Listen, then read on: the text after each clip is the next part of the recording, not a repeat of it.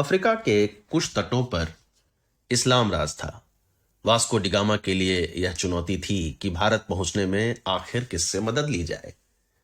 कहीं लड़ाई, कहीं कूटनीति, कहीं झूठे वादे कर उसका पथ प्रशस्त कर रहे थे। भारत का रास्ता दिखाने वाला सबसे उचित व्यक्ति आखिर कौन हो सकता था? तीसरे खंड में हम बात करते हैं पुर्तगाली और अरबी लोगों की मुलाकात।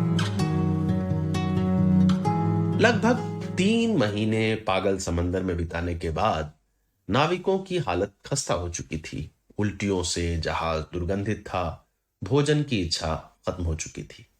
इस अग्नि परीक्षा में वे भी अब हिम्मत हार रहे थे, जो पहले बार्तुलोमू डायस के साथ यात्रा कर चुके थे। तभी नवंबर का महीना आया। उन्हें अचानक कुछ खाड़ी के जंगली घास दिखने शुरू हुए, आसमान में पंछी दिखने लगे। यह सबूत था कि अब वे तट के निकट हैं, और अगर सभी गणित ठीक हैं तो वे अफ्रीका के आखिरी छोर के आसपास हैं। जैसे जैसे ये तीनों जहाज इसकी ओर बढ़ रहे थे, केप ऑफ गुड होप अपना नाम साकार कर रहा था। यह लंबा रास्ता दरअसल शॉर्टकट निकला। पुर्तगाल के इस कमांडर में एक तरह का नेचुरल इंस्टिंक्ट था, जो बिना मानचित्र के भी रास्ता ढूंढता जा रहा था। दक्षिण अफ्रीका के सेंट हेलेना बे, जिसका नामकरण जहाजियों ने ही किया, पर 8 नवंबर 1497 ईस्वी को लंगर गिरा दिया गया। वहां के निवासी कौतूहल में जहाज देखने आ गए। पहले तो वास्को डिगामा ने कुछ तोहफे दिए और सब ठीक चलता रहा। लेकिन स्थिति तब बिगड़ी जब एक जिज्ञासु नाविक फर्नाओ वेल्लोसो उनके गांव चला गया। वहां उसने कुछ ऐसी हरकत की कि उसे खदेड़ कर मारा गया और जहाजियों पर धावा बोल दिया गया। पुर्तगाली पलटन के पास बेहतर हथियार थे, बेहतर रणनीति थी। आदिवासियों ने कुछ चोटें जरूर पहुंचाई, लेकिन खास हानि नहीं पहुंचा सके। वहां से केप ऑफ गुड होप पहुंचकर फिर से एक स्थानीय टोली से भिड़ंत हुई। उन्होंने पहले कुछ सोने के कड़ों के बदले में भोजन के लिए बैल खरीदे थे, लेकिन जब पुर्तगाली अपने अपने जहाजों पर पानी भरने लगे तो वहां के निवासी भड़क गए। उनके लिए यह जाल बहुत ही बेशकीमती था, उसे यूं पीपों में नहीं भरा जा सकता था। उन्होंने वास्को डिगामा के गाढ़े पवित्र क्रॉस के झंडे को छिन्न भिन्न कर दिया। गामा भी अब लड़ने की मनोस्थिति में नहीं था, और वह ऐसे सफर पर निकल चुका था जिस पर आज तक कोई भी यूरोपीय नहीं गया था। 25 दिसंबर 1497, क्रिसमस का दिन, जहाज धीरे धीरे हिंद महासागर में प्रवेश कर रहा था, और जो सरजमी उनके सामने थी उसका नाम उन्होंने यीशु के जन्म पर रखा, नेटल यानी नटाल। पूर्वी अफ्रीका में वास्को डिगामा के जहाजों का शाही स्वागत हुआ। उन्हें इस बात का एहसास नहीं था कि यही फिरंगी उनके भविष्य में शोषक बनेंगे। गामा के लिए वे सभी अच्छे लोग थे। वहां की नदियां शुभ संकेत, और इतनी कठिन जहाजी यात्रा के बाद तो यह स्वर्ग था। लेकिन तभी एक आपदा आई। कई जहाजियों के होंठ और जोड़ फूल गए। ये स्कर्वी नाम के एक रोग से ग्रसित होते जा रहे थे। लेकिन वास्को डिगामा ने रुकने के बजाय आगे बढ़ते रहना ठीक समझा। जहाजी कराहते रहे, लेकिन जहाज बढ़ता रहा। जहाज जब मोजाम्बिक पहुंचा तो पहली बार उन्हें धनी और शक्तिशाली मुसलमान व्यापारी मिले। मस्जिदों और पक्की सड़कों से सुसज्जित शहर दिखे, गहनों से लदे अमीर दिखे। यूरोपियों की आंखें इतना वैभव देखकर चौंधी आ गई। वहां एक आशा की किरण भी दिखी कि अब वे समृद्धि के रास्ते पे हैं। आज जो संपत्ति अरबों के पास है, कल उनके पास होगी। उन अरबी अमीरों ने उन्हें 2 भारतीय गुलाम तोहफे के रूप में दिए, जिन्होंने पवित्र क्रॉस के सामने सर झुकाया। गामा को लगा कि शायद पूर्व में यहां कहीं ईसाई सत्ता मौजूद रही थी। अगर पश्चिम और पूरब के ईसाई एक हो जाएं, तो मुसलमानों पर जीत निश्चित होगी।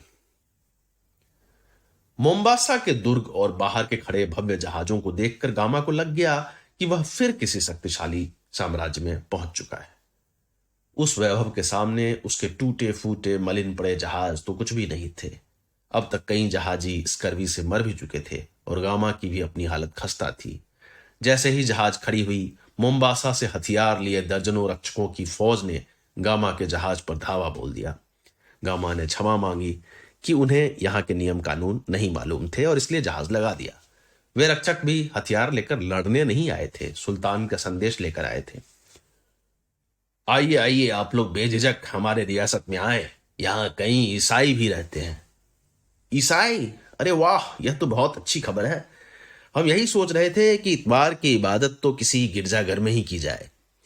सुल्तान ने गामा के लिए तोहफे भिजवाए थे और एक बेशकीमती अंगूठी दी थी। बदले में गामा ने भी मूंगे की माला भिजवाई और अपने दो जहाजियों को सुल्तान से मिलकर धन्यवाद देने भेजा। यहाँ यह बताना जरूरी है कि ऐसे कार्यों के लिए गामा किसी पुर्तगाली कैदी को भेजता था कि अगर वे पकड़े भी गए तो कोई नुकसान न हो। ये जहाजी सुल्तान के पास ले जाए गए, उन्हें शहर घुमाया गया, उनको कुछ व्यापारियों से मिलाया गया जो उनके अनुसार ईसाई थे, लेकिन उनके रंग ढंग यूरोपीय ईसाइयों से अलग थे। वे खास शक्तिशाली भी नहीं नजर आ रहे थे। यह एक इस्लाम साम्राज्य था। सुल्तान ने यह भी संदेश भिजवाया कि उनके पास ढेरों मसाले और सोना चांदी हैं जो पुर्तगालियों के जहाज पर लदवा देंगे अगर जहाज मोम्बासा तक ले आया जाए। गामा और उसके साथी यह खबर सुनकर उत्साहित हो गए और जहाज मोम्बासा की ओर ले जाने लगे कि तभी जहाज फिर से एक उथले पत्थर से टकराकर रुक गया।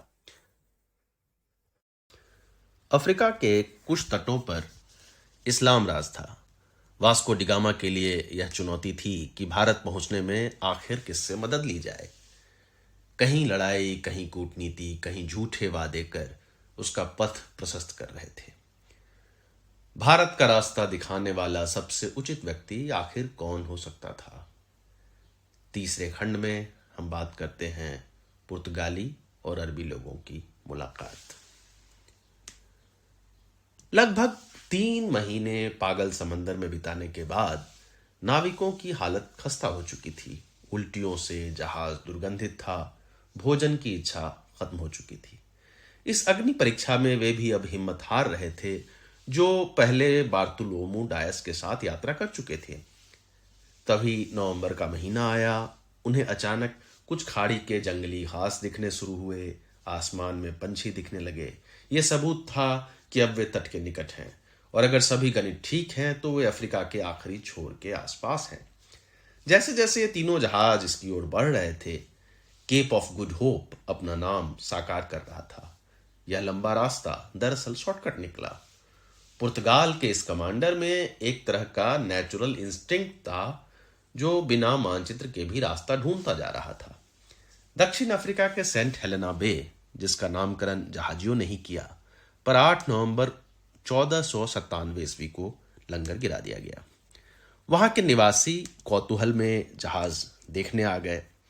पहले तो वास्को डिगामा ने कुछ तोहफे दिए और सब ठीक चलता रहा, लेकिन स्थिति तब बिगड़ी जब एक जिज्ञासु नाविक फर्नाओ वेल्लोसो उनके गांव चला गया। वहां उसने कुछ ऐसी हरकत की कि उसे खदेड़ कर मारा गया और जहाजियों पर धावा बोल दिया गया। पुर्तगाली पलटन के पास बेहतर हथियार थे, बेहतर रणनीति थी। आदिवासियों ने कुछ चोटें जरूर पहुंचाई, लेकिन खास हानि नहीं पहुंचा सके। वहां से केप ऑफ गुड होप पहुंचकर फिर से एक स्थानीय टोली से भिड़ंत हुई।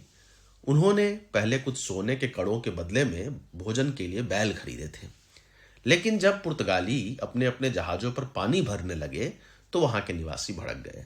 उनके लिए यह जाल बहुत ही बेशकीमती था, उसे यूं पीपों में नहीं भरा जा सकता था।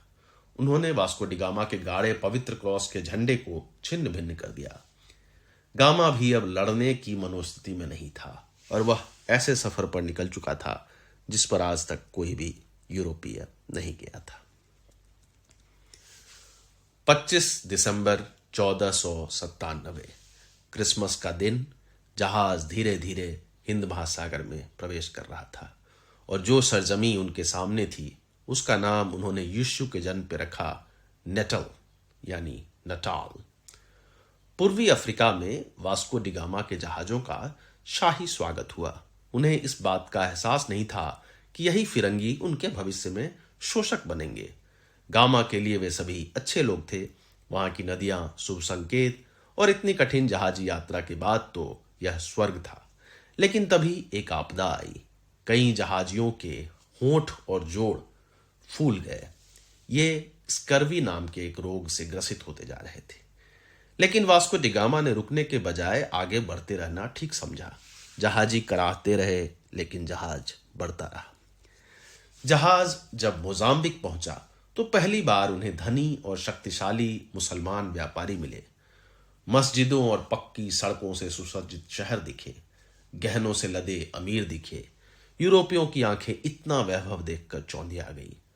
वहां एक आशा की किरण भी दिखी कि अब वे समृद्धि के रास्ते पे हैं। आज जो संपत्ति अरबों के पास है, कल उनके पास होगी। उन अरबी अमीरों ने उन्हें 2 भारतीय गुलाम तोहफे के रूप में दिए, जिन्होंने पवित्र क्रॉस के सामने सर झुकाया। गामा को लगा कि शायद पूर्व में यहां कहीं ईसाई सत्ता मौजूद रही थी। अगर पश्चिम और पूरब के ईसाई एक हो जाएं, तो मुसलमानों पर जीत निश्चित होगी।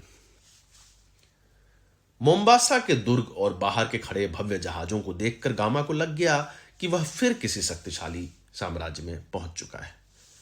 उस वैभव के सामने उसके टूटे फूटे मलिन पड़े जहाज तो कुछ भी नहीं थे। अब तक कई जहाजी स्कर्वी से मर भी चुके थे और गामा की भी अपनी हालत खस्ता थी। जैसे ही जहाज खड़ी हुई, मोम्बासा से हथियार लिए दर्जनों रक्षकों की फौज ने गामा के जहाज पर धावा बोल दिया। गामा ने क्षमा मांगी कि उन्हें यहाँ के नियम कानून नहीं मालूम थे और इसलिए जहाज लगा दिया। वे रक्षक भी हथियार लेकर लड़ने नहीं आए थे, सुल्तान का संदेश लेकर आए थे।